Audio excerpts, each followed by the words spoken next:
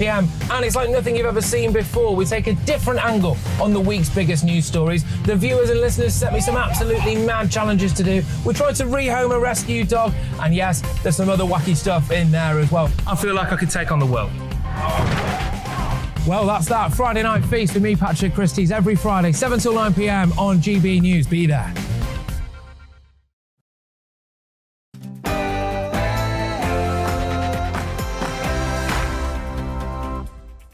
Hello and welcome to the briefing with me, Gloria De Piero. Tory are voting right now. We'll speak to two at the top of the show today. That's the NHS on ambulance and just waiting list. It's news with Rhiannon.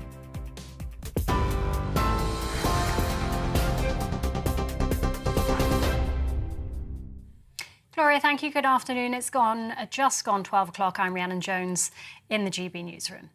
The Foreign Secretary Liz Truss has launched her Conservative leadership campaign, saying she wants Britain to become an aspiration nation. 6 contenders remain in the battle to replace Boris Johnson: Rishi Sunak, Penny Mordaunt, Tom Tugendhat, Liz Truss, Suella Braverman and Kemi Badenoch. Conservative MPs are now voting in the second round. The results expected at around 3, and the candidate with the fewest votes will be eliminated. Liz Truss says she's the candidate who can be trusted to deliver. You can trust me to get the economy going, to get money back in people's pockets and to help squeezed families. Together, we will level up the country in a Conservative way, making it an aspiration nation. Together, we will continue to defy the voices of decline and stand tall on the world stage. Well, Social Care Minister Gillian Keegan's backing Rishi Sunak and told GB News he has widespread support. Well, if you look at Rishi, actually, he's got people from all across the spectrum: north, south, red wall seats, shire seats, all different wings of the party, all different views on Brexit, you know, different views on many different issues. He's actually united quite a large coalition. And as you say, he's also had pretty much every former Chancellor who is Conservative Chancellor who is still alive saying that is the right thing to do for this time. This is what we would be doing. This is the sensible approach. Kevin Spacey has pleaded not guilty to sexual assault charges at the Old Bailey. The Oscar-winning actor is accused of 4 counts of sexual assault and 1 count of causing a person to engage in sexual activity without consent. The attacks are alleged to have taken place between 2005 and 2013. He goes on trial next June. 3 men accused of being leading members of an organised crime group have been charged with people smuggling offences. They were among 4 people arrested by the National Crime Agency in East London and Essex on Tuesday. They're accused of attempting to smuggle people into the UK in the back of lorries. They'll appear before Reading Magistrates Court later. Low-income households will start receiving £326 from today, the first of 2 payments to ease the cost of living crisis. More than 8 million households on means-tested benefits will start receiving the money automatically with no need to apply. A second instalment of £324 will be transferred in the autumn. It's part of the government's £37 billion support package. Alan Driver, who's received the payment today, told GB News even the essentials are too expensive. Everybody's had to go buy cheaper products, not name brands, and it's just detrimental. You know, people need a little something, make them feel good every now and then in life, you know, whether that be a haircut, whether that be getting your nails done, or whether that be a bit of ice cream, you know when that sound comes outside your door and that ice cream, and you can't buy the ice cream. That's sad. That's sad. The number of people waiting to start routine hospital treatment in England has hit a new record high of 6.6 million, and the number of people waiting more than a year has risen to more than 331,000. The government and NHS England want to eliminate waits of more than a year by March 2025. The Metropolitan Police have opened an investigation into Sir Mo Farah's revelation that he was trafficked to the UK as a child.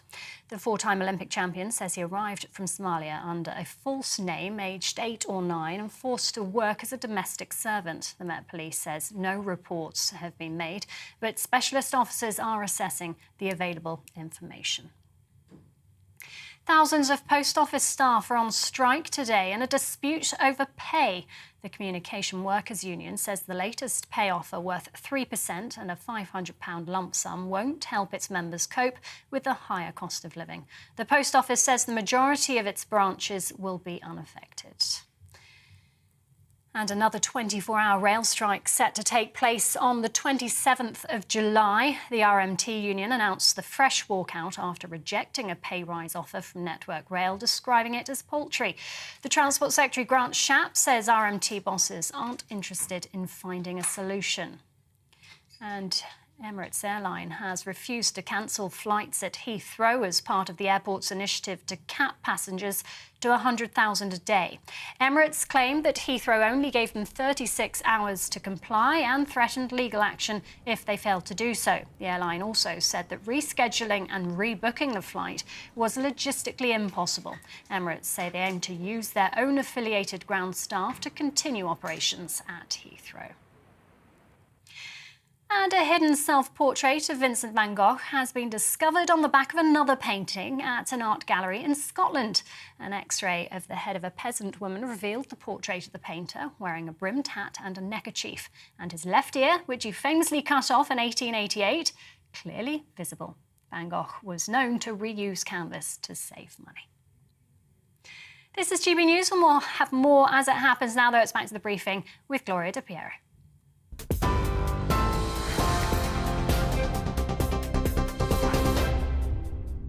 Coming up this hour on The Briefing, 6 Tory MPs are battling to be their next leader and our next Prime Minister. They're voting right now. At 3 o'clock, one or more will be out. I'll bring you the latest on the ground in Westminster from Conservative MPs and our political team. Plus, we'll talk to our favourite political double act, the Mail's Andrew Pearce and the Mirror's Kevin Maguire. As NHS waiting lists hit a record high of 6.6 million, I'll ask Conservative MP Dr Daniel Poulter what needs to change. And we're talking medical cannabis with crossbench peer Baroness Molly Meacher and with a mum whose child's life has been transformed by the treatment. And as always, I love hearing from you. Email gbviews@gbnews.uk or tweet me at gbnews.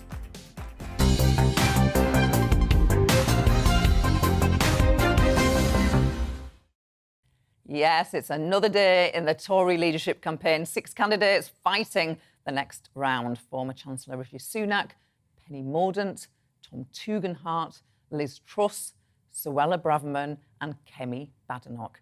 The results of the knockout round from today will be unveiled by the chair of the 1922 committee, Sir Graham Brady, at 3, of course. We will bring you that live.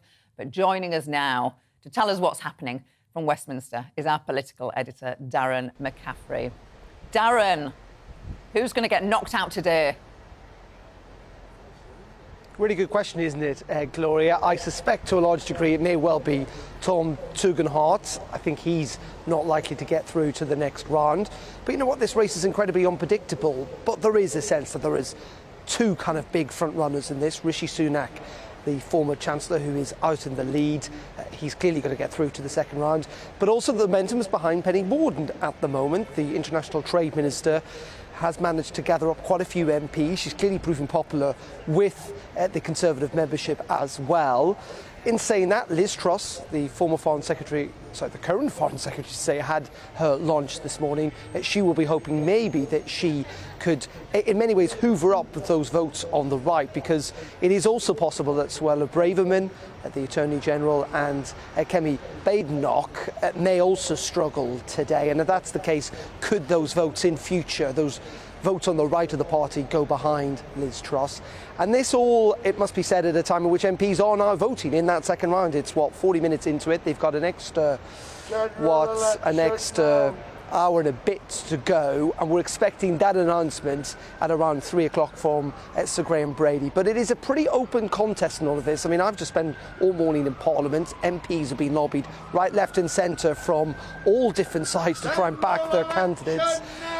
And you know what, even though you could say that I think there are three, those Liz Truss, Penny Mordaunt and Rishi Sunak, they're going to battle it out for those top two places, but who makes it there? Who knows? And it's interesting that Lord Frost, who's been very, very, very critical to a large degree of Penny Mordaunt's campaign, today is calling on Suella Braverman and Kemi Badenoch to essentially fold and put their support behind Liz Truss to ensure that she gets in the final two. As always, there's an awful lot of politics. It's terribly complicated, it's terribly unpredictable, but largely, to a large degree, it's actually quite exciting as well, Gloria. But as I said, we did hear from Liz Truss this morning, the Foreign Secretary, and she was stating a case that she's going to run as a Conservative and at the same time govern as a Conservative. But can we face these questions about whether she is a consistency candidate, given the fact that she seems to have the tacit support of number 10, or whether she really was the change candidate? Let's listen in to Liz Truss' pitch to voters, those MPs, and indeed to the membership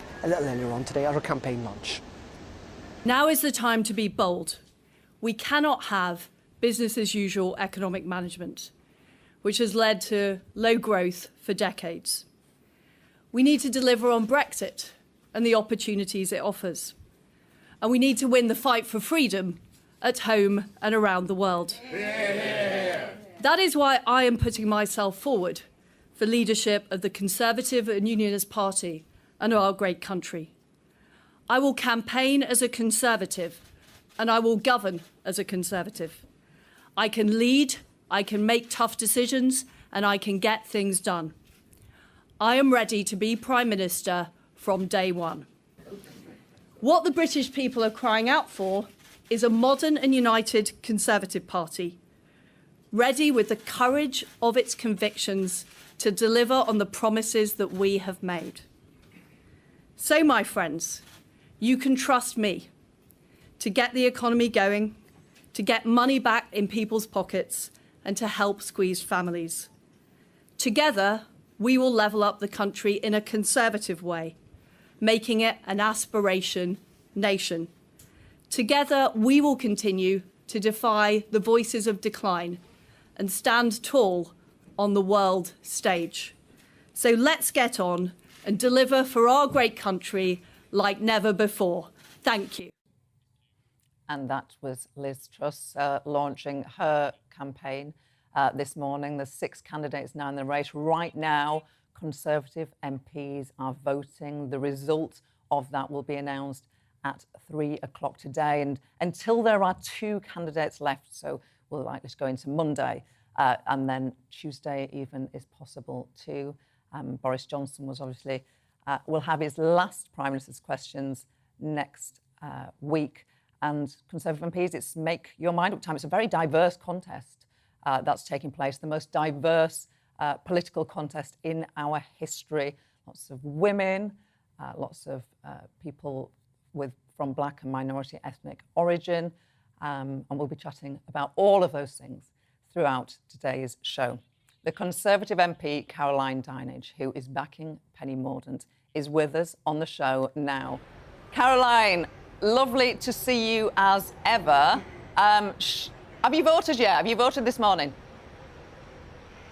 I've literally just done it. Hot-footed to you here, Gloria. I wish I could see you too. And so you are backing Penny Mordaunt. Just tell us why. Well, you know, I've known Penny for a really long time. We went to the same comprehensive school together on the South Coast. We've fought and served in neighbouring constituencies now for nearly 20 years. That's how old I am. And I just have to tell you that her motivation and her motives come from the right place. Her principles are right there. And I just think she's got the plan, the ideas, the focus, the vision to really move us forward.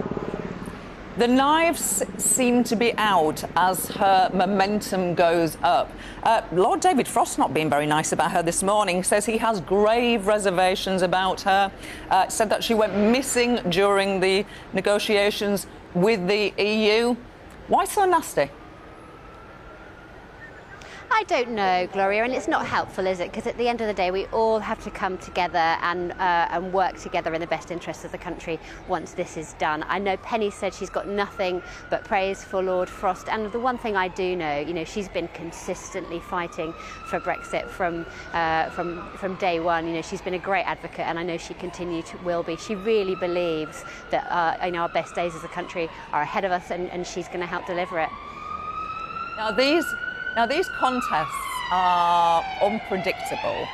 They can become a really peculiar world where, because I reckon the other candidates who are likely to go through to the membership, they probably don't want Penny Mordaunt to be there because they realise she's such a popular choice with the membership, according to recent polling. Is there a scenario where those colleagues who fear Penny can work to ensure she never makes it to the membership? Well, I really hope that doesn't happen, because the fact is, the members have to have a choice in this election, and the voices that I'm hearing from across the country, I can't tell you how many people I've been contacted by because they know I'm on Team Penny. The number of businesses, of individuals, of families who just think that she'd be so great for our country, who love her vision and who love her motives and motivation. The fact that she's focusing on the ship, not just the leader, and when it comes to the leadership, the teamwork, there's so much positivity here. And I think it's really important that MPs listen to the voices of their constituents and their members and give them what they want. Caroline, is there anything you'll miss about Boris Johnson? Well, I think on some of the big calls that have really affected our country in the last few years, he got it right. We were the first country to roll out the vaccines. He's been so steadfast in his support for Ukraine. I've literally just come straight here from a meeting with one of the Ukrainian fire ministers, who's just so grateful for the support that we've given in the number of fire equipment and the help and support. I live with a Ukrainian family who are just grateful every day for the support our country's shown to theirs. So on some of the big calls, he got it right. But the fact is that we now need to look to the future. Caroline Dinenage, Penny Mordaunt, backer. I hope we'll talk again throughout this contest. Always good to have you on the show. Thank you, Caroline Dinenage. Well, Penny Mordaunt certainly has momentum, but where will the MPs who voted for Jeremy Hunt and Nadeem Zahawi put their support now? Dr Daniel Poulter is Conservative MP for Central Suffolk and North Ipswich, and he joins me now. Good to see you, Dan. You were backing Jeremy Hunt. He's out. Where has or will your vote go today? I'm genuinely not sure. I'm speaking to my proxy vote. My colleague Peter Aldis has got my proxy vote immediately after I've spoken to you, and we'll have a conversation, and I'll then make up my mind finally. I'm pretty sure of the 2 or 3 candidates who probably I won't be supporting. I feel it's very important. I'm basically a One Nation Conservative, but I think one of the most important things when you're in government, when we're facing crises in the Ukraine and also in domestically with the cost of living, is that we have someone who can hit the ground running, who has cabinet level experience. And I think, as a previous Prime Minister said when we faced a crisis about 15 years ago, this is no time for a novice. So I'll be making my mind up in a few minutes and talking to my proxy. Oh, I'm fascinated by who you're going to go for. Is it between, just trying to decipher your comments, is it between Rishi Sunak and Penny Mordaunt?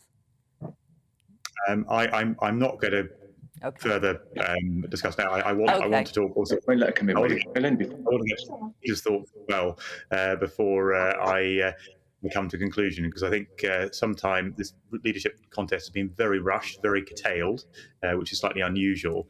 And I think it's important to try and take thought and make decisions in this respect. In am I looking okay? Jeremy Hunt. Okay, let's talk about today's NHS figures. You're a doctor. You're very passionate about our National Health Service, and you raise it in Parliament a lot. New figures out this morning show we've hit another record high of 6.6 million people waiting for planned treatment, up month on month. Also, ambulance waiting times are up too. What is going wrong in our National Health Service?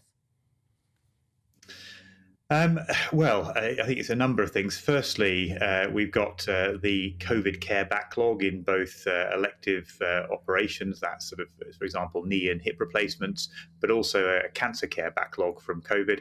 And GPs are under tremendous pressure as well.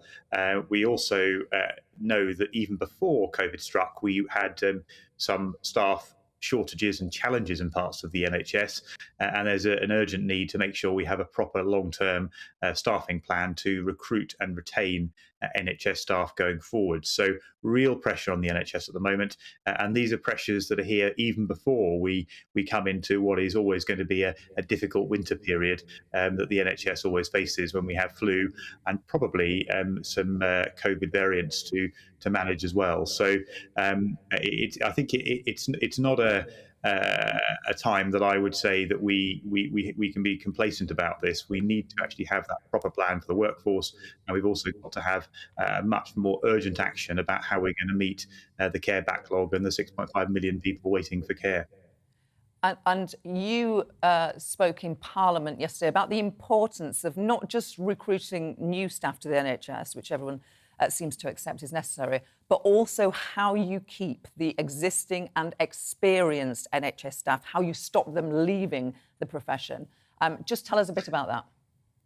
That's right. I mean, pensions are not often a topic that I think many people in politics or even sometimes in government fully grasp the importance of. But due to historical anomalies from the 2004 Finance Act and some of the changes that were made actually under George Osborne in terms of reducing the annual allowance to £40,000, we see, because of the impact that we have with inflation on pensions this year, that some doctors would be £100,000 better off if they retired this year than if they did next year.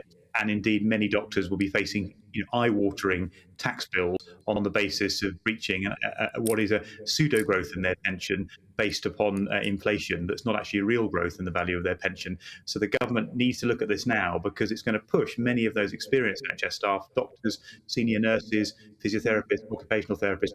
They'll think, well, it's better to retire this year than have our pensions devalued and face big tax charges. And can you illuminate us about what is happening on those ambulance times? Ambulance times for urgent conditions like a suspected stroke. The target response time is 18 minutes. The latest data shows the average response time is 51 minutes. That's up from 39 minutes last month. Those are horrifying figures. I know you will agree, but how is it allowed? How did we get here? How is it allowed to happen? I think there are a number of factors here. Firstly, I think they're into a structural level. Some of the ambulance trust areas are far too large administratively, and that's been a problem in the east of England, for example, where I represent.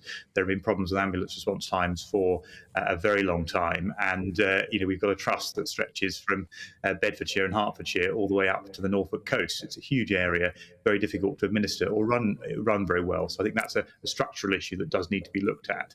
But in terms of why we are where we are now and why things have got so much worse recently, we're finding that people are struggling to get because the pressure on GPs are struggling to get those appointments, and they're often having to therefore resort to access secondary care and hospital care because they get more unwell rather than having that upstream support and intervention from GPs. So that puts pressure on the ambulance service. We're also seeing with A&Es under the greatest pressure I've ever seen in my working life as a doctor, the fact that we end up with stacking of ambulances because they can't then, if you like, offload and hand over their patients to the A&E departments as well. So the whole system has pressures. There's not one area that we can look at and say, if we sorted that out, that would solve the ambulance response times issue. We've got the A&E pressure, we've got the pressure on GPs, and we've also got a lot of people who were worried about accessing care during the COVID pandemic, who have potentially left some of those decisions quite late to actually report their medical symptoms and have become quite unwell. And that's particularly relevant in cancer care, where some people may have seek help earlier for the early warning signs of cancer, didn't, and then end up having to present in an emergency situation later on. So a lot of pressures, and there are no easy answers to this, except that we can't afford to lose staff at this very crucial time. Dr. Daniel Poulter, Conservative MP, thank you very much indeed for coming on the show today. Thanks. After the break, I'll be joined by the fantastic duo Kevin Maguire from The Mirror and Andrew Pearce from The Mail to see what they make of the leadership race. Back in a minute.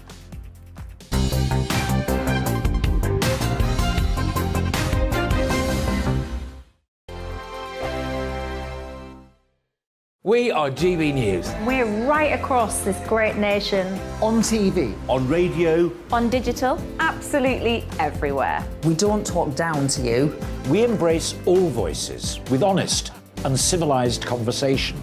We are not part of the establishment. We're one of you. And we're only getting started. Join us on GB News, the People's Channel, Britain's news channel.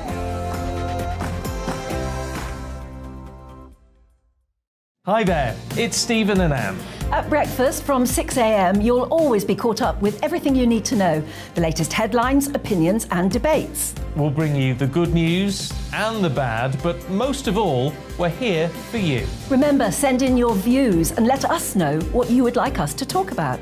That's because we're your news channel. And every morning at 6 a.m, it's breakfast on GB News. My name's Tom Harwood and join me 9:30 a.m. every weekday for The Briefing, your one-stop shop for everything you need to know about what's going on in politics today. I wonder if this is a deal that might need to be like the biscuits in this factory, twice baked. Is there not an opportunity here to win out against the extremes? Tom Harwood, GB News. What are you going to do about it? Things should have been done differently, and they certainly are being done differently. Don't miss it. The Briefing with me, Tom Harwood, 9:30 Monday to Friday on GB News. Where would you like to go? Just take me to the studio, please, mate. You know where you're going. I've got a show to do. Friday Night Feast on GB News, 7 p.m. And it's like nothing you've ever seen before. We take a different angle on the week's biggest news stories. The viewers and listeners set me some absolutely mad challenges to do. We tried to rehome a rescue dog. And yes, there's some other wacky stuff in there as well. I feel like I could take on the world.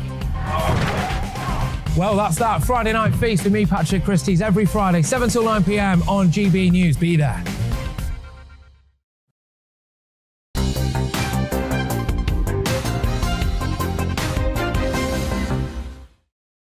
Conservative MPs are voting right now. 6 remaining hopefuls fighting to be Prime Minister.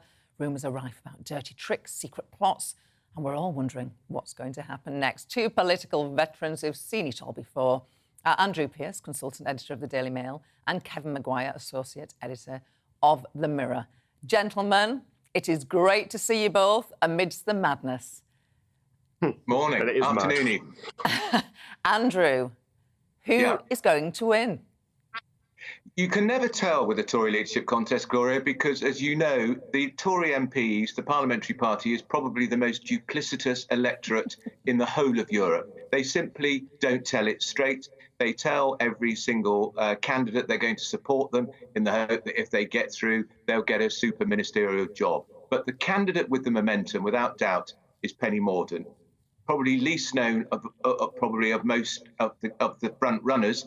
There was a poll yesterday suggesting only 1 in 9 could call her out of a crowd, and most people, when they were shown her photograph, thought she was Adele. She'd probably rather be Adele, actually. But she's got momentum, there's no doubt. She came much closer to Rishi Sunak, the former Chancellor, than most people expected.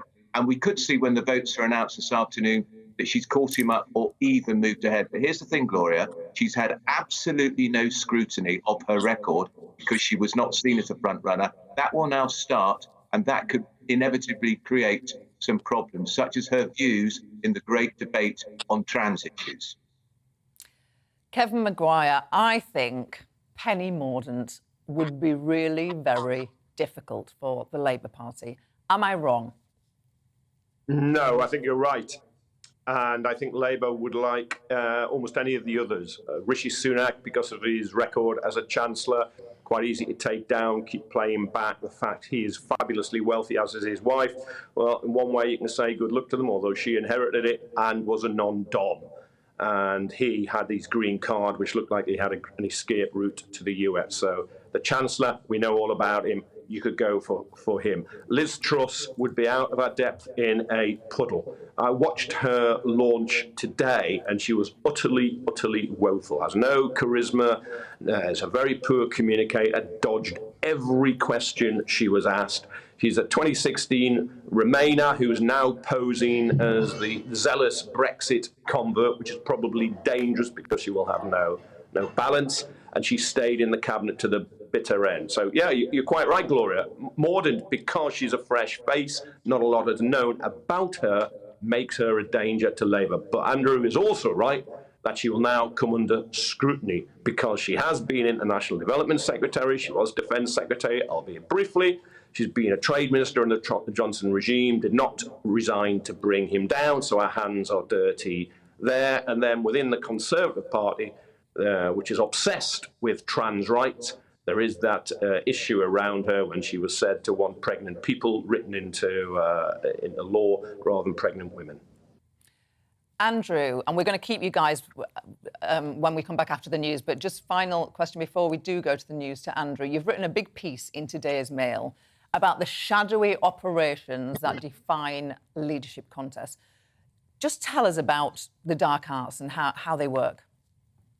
Well, for instance, in the first round, there's no doubt Rishi Sunak was comfortably ahead, so he gifted some of his supporters to keep Jeremy Hunt in the race. He wanted to keep Jeremy Hunt in the race as long as possible because he would hope that somehow, if he got into the last two, he'd annihilate him. That's the sort of thing that goes on. Also, Dominic Cummings, remember him? He was the Svengali advisor to Boris Johnson, fired in November 2020 because he lost a power struggle with Carrie Johnson. He is still pulling the strings, I've alleged in the Mail today, behind the scenes through a network of people to support Rishi Sunak, the former Chancellor. Very damaging for Rishi Sunak, who says, I haven't spoken to him, my team hasn't spoken to him, he doesn't have to. There's many other ways that Dominic Cummings can get his poison and his propaganda and his strategy through to the candidate he wants. And here's the other thing, just briefly, Gloria, if Liz Truss gets into the last two, there's great rumours that Dominic Cummings has a whole box of tricks ready to unleash on the Foreign Secretary, which could be very damaging. Oh, my goodness. Don't go anywhere, gentlemen. We're just going to get the news update from Rhiannon.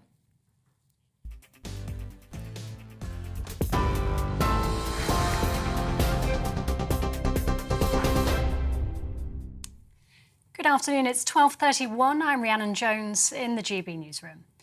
Voting's taking place in the second round of the Conservative leadership contest. 6 contenders remain in the battle to replace Boris Johnson, Rishi Sunak, Penny Mordaunt, Tom Tugendhat, Liz Truss, Suella Braverman and Kemi Badenoch. They'll be whittled down to 5 when the candidate with the fewest votes is revealed at around 3 this afternoon. Foreign Secretary Liz Truss launched her campaign this morning, saying she wants Britain to be an aspiration nation. Kevin Spacey has pleaded not guilty to sexual assault charges at the Old Bailey. The Oscar-winning actor is accused of 4 counts of sexual assault and 1 count of causing a person to engage in sexual activity without consent. The attacks are alleged to have taken place between 2005 and 2013. He'll go on trial next June. 3 men accused of being leading members of an organised crime group have been charged with people smuggling offences. They were among 4 people arrested by the National Crime Agency in East London and Essex on Tuesday. They're accused of attempting to smuggle people into the UK in the back of lorries and will appear before Reading Magistrates Court later.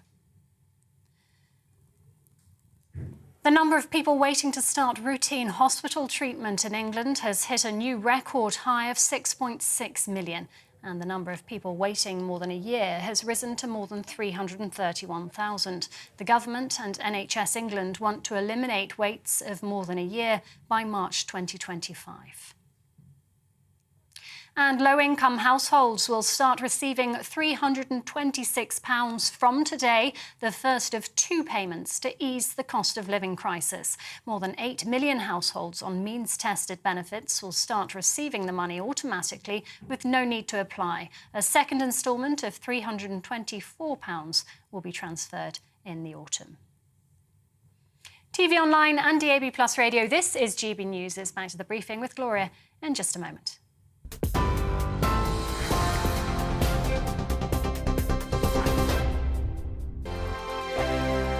We are GB News. We're right across this great nation. On TV. On radio. On digital. Absolutely everywhere. We don't talk down to you. We embrace all voices with honest and civilised conversation. We are not part of the establishment. We're one of you. And we're only getting started. Join us on GB News, The People's Channel. Britain's news channel.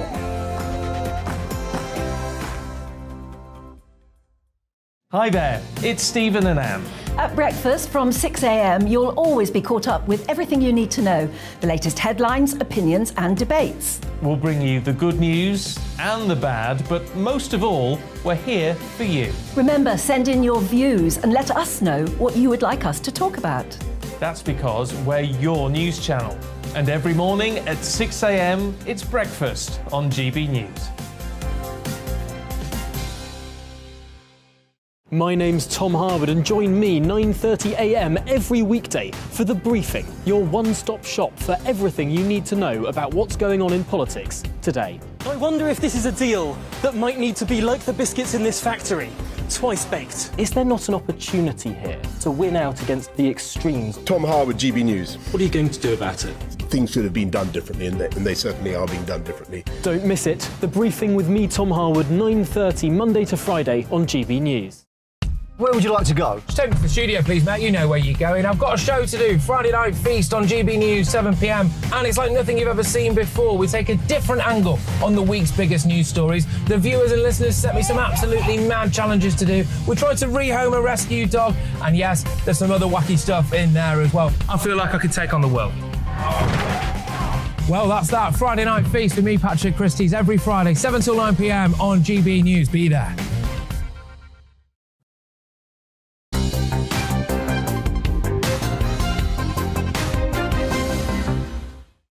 Still with us, Andrew Pearce, consultant editor of the Daily Mail, and Kevin Maguire, associate editor of the Mirror. Kevin, this is an incredibly diverse leadership contest. The Labour Party talk about diversity all the time, but isn't it the case that it's actually the Tory party who deliver it? Yeah, because Gloria, Labour have got a bigger proportion of women MPs than the Conservative Party. It's more than half of Labour MPs are women. I think it's about 1 in 5 in the Conservative Party. Labour have a much higher proportion of MPs from different heritage, people of colour. I think it's around 20% in the Labour Party. Is it 6-7% in the Conservative Party? But in this contest, you're quite right. The people who've come forward, far more women, far more people of colour. And I've said many times, I'll say it again, that it's a stain on Labour that in 122 years of asking who is the best person for the job of leading that party, they've always answered a man, when the Conservatives have had 2 women Prime Ministers and may yet have a 3rd. It could be a big political advantage for the Conservative Party, because if you look at support now, Labour's ahead among women quite a way. The Conservatives are just ahead on men. So the Conservatives have a female leader, again, particularly if it's Penny Mordaunt rather than Liz Truss, then that could be an electoral advantage. And final question to you, Andrew. Boris Johnson said yesterday that he will leave office with his head held high. Is he right? Look, he's leaving with his tail between his legs because he's been forced out of office by a fractious, rebellious party. He was doomed, to be honest, when he only got 41% of his MPs left him in that confidence vote. It was always a question for me, not when, not if, but when. He goes. He can say he got Brexit of a sort done. He had a fantastic vaccine rollout. He did very well on Ukraine. But the problem with Boris was he had a problem with the truth. He's not going to tell us, by the way, who he supports in the leadership contest, but we're pretty sure it's Liz Truss. And there is a strong rumour, Gloria, that Liz Truss doesn't live in a house at all. She lives in a TARDIS, which is why she sounds like a Dalek.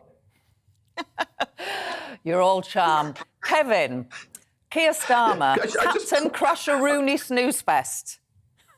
That phrase may not catch on, but my goodness, he is a bit boring, isn't he? I know. Look, Andrew, the Daleks didn't live in the TARDIS. Doctor Who lived in the TARDIS, who was a woman recently, Jodie Whittaker. I mean, the Daleks weren't inside the TARDIS. Anyway, apart from that, look, Starmer isn't as boring as he is made out to be. He's quite dry with his humour in private, but he's been given this impression. But will it harm him? Well, Penny Mordaunt's not going to come in juggling balls, big clown shoes and cracking jokes, is she? Nor would Rishi Sunak, and Liz Truss certainly wouldn't. So in a way, it's probably to Starmer's advantage that the person who will succeed will be a bit like him in terms of humour. Now, Johnson came up with all those stupid phrases, but didn't save him in the end. People saw through him. Andrew's right about the lying, but people also saw through him that he had no big ideas to help them. It was all about him, all about Boris Johnson wanting to be Prime Minister. He clapped the nurses during the pandemic, and then he started clamping their cars by reintroducing car parking charges in hospitals and didn't give them a pay rise. He was a terrible Prime Minister. He's going to go down as the worst in recent history, possibly the worst since the Second World War. So he goes out with his head held high. He's kidding himself again. He's just lying to himself. Andrew and Kevin, your wit and wisdom, how did we ever live without it on the show? Always a pleasure. Thank you, gentlemen. Thank you. See you next week. See you next week. Now, medical cannabis can be highly effective in treating epilepsy in children where other treatments have failed. But despite a change in the law in 2018, it can be hard to get. Join me now to discuss this is crossbench peer Baroness Molly Meacher, who's campaigning for better access to medical cannabis on the NHS, and also Emma Appleby. She has been campaigning for medical cannabis for her daughter Tegan, who suffers from severe epilepsy. Great to see you both. So, Baroness Meacher, since the 1st of November 2018, doctors have been able to legally prescribe medicinal cannabis. What's the problem then? Well, of course, this substance should never have been involved. Medical cannabis should never have been illegal. It should have been recognised as a medicine 50 years ago, but we've had it illegal for all these years. So doctors haven't been trained in prescribing it. You've also got all sorts of worries and concerns by trusts and so on. But NICE say that medical cannabis should be prescribed now, or can be prescribed now. So there's no reason for this not to be prescribed, so long as doctors are helped to know exactly what medicine within the medical cannabis options should be prescribed for a particular child. But the other issue is that people say, oh, you need random controlled trials to test out these things. But of course, every child with treatment-resistant epilepsy is an individual. They need an individual medication. You can't do a random controlled trials on these children. And the MHRA have recognised that you need a different system, and I'm planning to talk to them with the minister to say, right, the system has to be, if it works for a child, prescribe it through the NHS for that child. Not ideal, but it would be a great deal better than what we've got at the moment. Emma, let's bring you in. Tell us about the condition that your daughter Tegan has and the benefits of medical cannabis. So Tegan has Lennox-Gastaut syndrome, which is a very severe case of epilepsy. It's very drug resistant. We've tried 14 different NHS medications since she was diagnosed at 4 years old. And nothing has helped her. She's had surgery that hasn't helped her either. The only thing we found that's changed her life is medical cannabis. She was in intensive care in 2018, fighting for her life. She was having up to 300 seizures a day. And since she started medical cannabis, her life just changed. She's a different child. She's got her life back. She still has epilepsy. She still has seizures. But her quality of life is massively improved, like a different child. And it's keeping her alive. And is it easy for you to access what Tegan needs, Emma? No, not at all. We have to pay privately for a private doctor, and it's costing thousands of pounds a month. It's costing up to £2,000 a month to keep my little girl alive. It's astonishing. Baroness Meacher, it's astonishing to hear that real-life case study, isn't it? You're campaigning, using Parliament, using the fact that you're in our legislature to get a better deal for parents like Emma. How does the law need to change? What's your next step on this campaign? My next step is to talk to the MHRA and say to them, look, the short-term immediate change that needs to be made within the current regulations is that children who've shown that medical cannabis works for them must be, in a real drive, must be prescribed medical cannabis under the NHS. But the second step must be that medical cannabis is taken out altogether of the illegal drugs schedules and laws and what have you. It is not, and it should not, must not be regarded as illegal. It is a very, very important drug. About 2 million people in this country should benefit, not these precious children who are suffering so much, but also about 1 million people could benefit if they had medical cannabis for pain, PTSD, Parkinson's, all sorts of really sick people and people suffering could benefit from this medical cannabis if it were properly treated by the government. And I'm after them. I'm really going to get it done, you know, I'm determined. Emma, that must be music to your ears that you've got somebody in Parliament who's determined to help you and Tegan get the medicine that you need. Oh, massively. Like I said, we've been fighting for 4 years. We've been in Parliament, we've spoken to the Prime Minister, we've spoken to the Health Secretary. They've all promised to help us and nobody has. In the first lockdown, we actually ran out of oil and money and Tegan ended up back in intensive care fighting for her life again. That is how much her life depends on medication. We cannot keep fundraising this kind of money. It's been 4 years. It's been 4 years too long, and I'm tired. I'm tired of fundraising. I'm tired of fighting. My daughter deserves to live the best life she can, and the government now needs to step in and do something about it before the worst happens. Well, I'm so glad that we've been able to hear from both of you to give your campaign some airtime, and I hope we can discuss it and return to this issue again.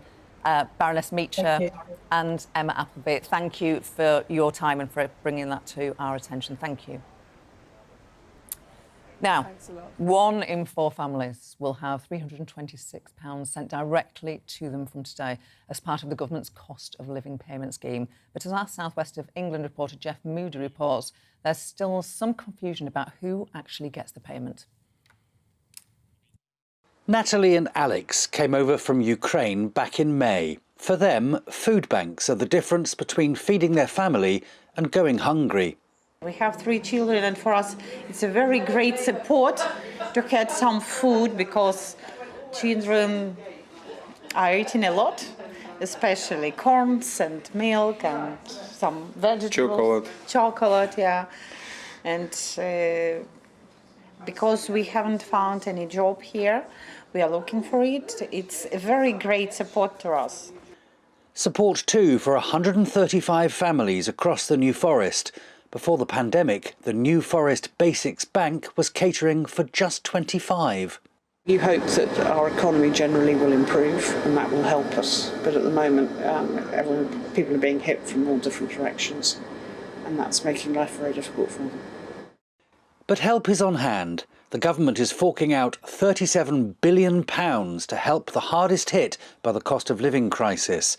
8 million families could be waking up to a payment of £326 today, straight into their bank accounts, with the same again planned for the autumn. That's 1 in every 4 households. But there's a catch. The government wants to stagger the payment over several weeks so that the system can cope. So some households will have to wait till the end of the month before the payment drops.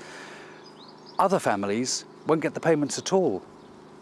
To receive the payment, households will need to have been claiming universal credit between the end of April and the end of May. If you've been earning during this time, your payments will go down. So too if you haven't received tax credits. And for pensioners, you will receive £300 if you qualify for winter fuel payments. It's a welcome boost for many, but Oliver Stanley from the Food Bank thinks there's no quick fix. I'd love this place to be full of dust and mice, you know, and there'd be no use for it. Do you foresee that happening? No, I don't. I don't foresee that happening in the near future. For many, the near future is all they can hope for, and they're grateful. And thank you, Boris Johnson. Yeah. Thoughts of long term are a luxury few can afford. Jam today, but jam tomorrow is another matter. Jeff Moody, GB News. So those Tory MPs are voting right now. They will be voting until 1:30 today. Been voting since 11:30. The results, as at least one will drop out of the race today, they will be announced by Sir Graham Brady, the chair of the 1922 committee. That's the committee of backbench MPs. That will be announced at 3 o'clock today. But we want to know what the word on the street is now in Westminster. And Tom Howard, our political correspondent, has been there all morning for us. Tom, hi, good to see you. What is the mood in Westminster? Who's looking confident? Who's looking nervous? Who's looking sad? Hi, Gloria. Yes, it's been a day of high drama, yet another one through this week, because, of course, we're on to the second round already. It feels like this leadership contest, which stretches all the way to the 5th of September, is having a very truncated start. It's both a long contest and a very, very fast contest, because, of course, people are voting as we speak, or indeed might have just stopped. No, they're voting until 1:30, and then we're getting the results at 3. So we're about halfway through the voting as things stand. But as only one candidate dropped out yesterday, perhaps it won't be all that different from tomorrow. Neil Hudson is a Member of Parliament who is supporting the Tom Tugendhat campaign, and I'm delighted to say joins us now on College Green, just outside Parliament. And I suppose, first of all, what means that? Why are you backing Tom Tugendhat? Well, Tom Tugendhat really offers a fresh approach to the leadership. He brings honesty and integrity, which is what our political process very much needs. And I think he is the right person to lead us forward. I'd be very, very happy to support him, and I've just voted for him just now. Now, Tom is one of the people at the back of the pack as things stand.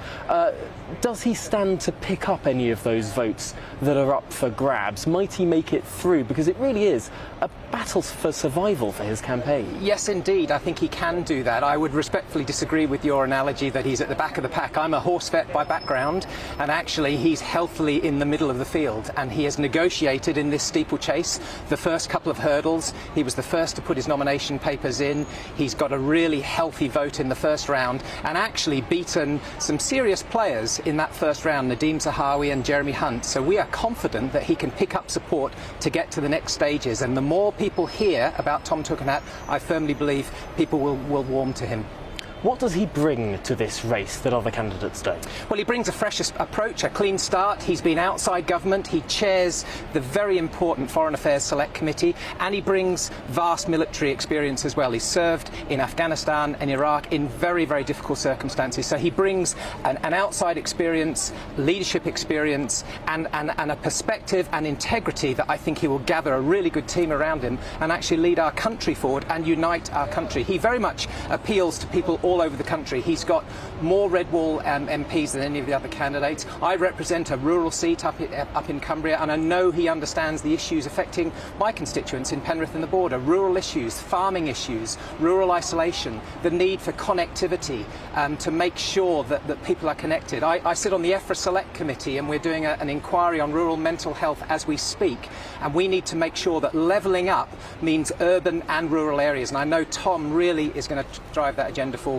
And one of the things that may well be holding him back a little bit is his relationship with the right of the party. Everyone says he's a very, very lovely man, but when it comes to where he stood on Brexit or indeed on tax and spend, might that be an issue moving forward in terms of whose votes he might be able to pick from? I don't think that's an issue. I don't think talk of right and left and remain and leave are helpful in our democracy. Brexit has been voted on. We are moving forward. It has happened. And what Tom has said, we've got to make it work moving forward. So I think analogies of right and left are not helpful. And you just have to look at the people he's got in his team. He's got Jake Berry representing the Northern Research Group. He's got many Brexiteers in there. He's got Anne-Marie Trevelyan, the Trade Secretary. So he's got a team around him, and actually I just don't think right and left or remain or leave are helpful to talk about. We are a broad church in the Conservative Party, and I firmly believe Tom is the sort of decent, honest man with integrity who can unite our party and, very much importantly, unite the country moving forward. So let's move to one of those other crucial issues. You mentioned representing that rural constituency, and one of the issues close to your heart is, of course, animal welfare.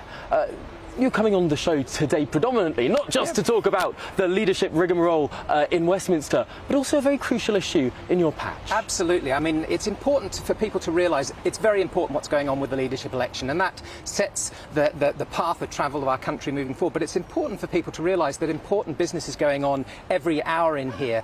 Yesterday I sat on the Public Affairs Committee, I sit on the EFRA Select Committee. I'm the only vet in the House of Commons. I'm passionate about animal health and welfare, and the National Audit Office have published a report a few weeks ago saying that the critical infrastructure of the animal health surveillance and HQ down in Weybridge needs critical refurbishment and needs significant government investment. And the importance of that, it might seem a very esoteric topic to your viewers, but actually if we think back to 2001, the foot and mouth crisis, when the country ground to a halt and we had catastrophe, it's places like the APHA HQ down in Weybridge are pivotal in our approach to attacking disease outbreaks, disease surveillance. So we are urging the government that we need to fund that crucially moving forward. And I represent a big farming area, and we want to make sure that our animal health and welfare, disease surveillance, and this has implications for public health, are funded moving forward.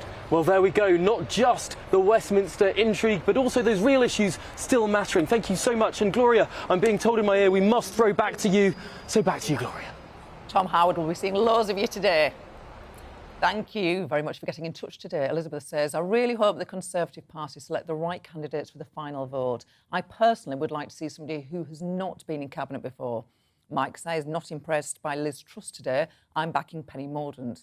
John says, reading between the lines, it seems there are groups of MPs conspiring against Penny Mordaunt. This is wrong. They should be open and honest, not only to colleagues, but to their constituents.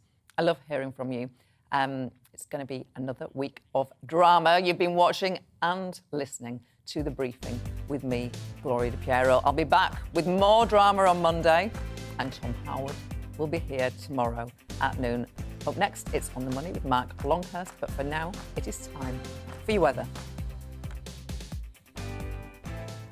Hi there, it's Aidan McGivern here from the Met Office. It's a cooler day for many today before the heat builds over the next few days once again. Showers in the north, but otherwise sunny spells. High pressure is currently sitting just to the southwest of Ireland and around that high.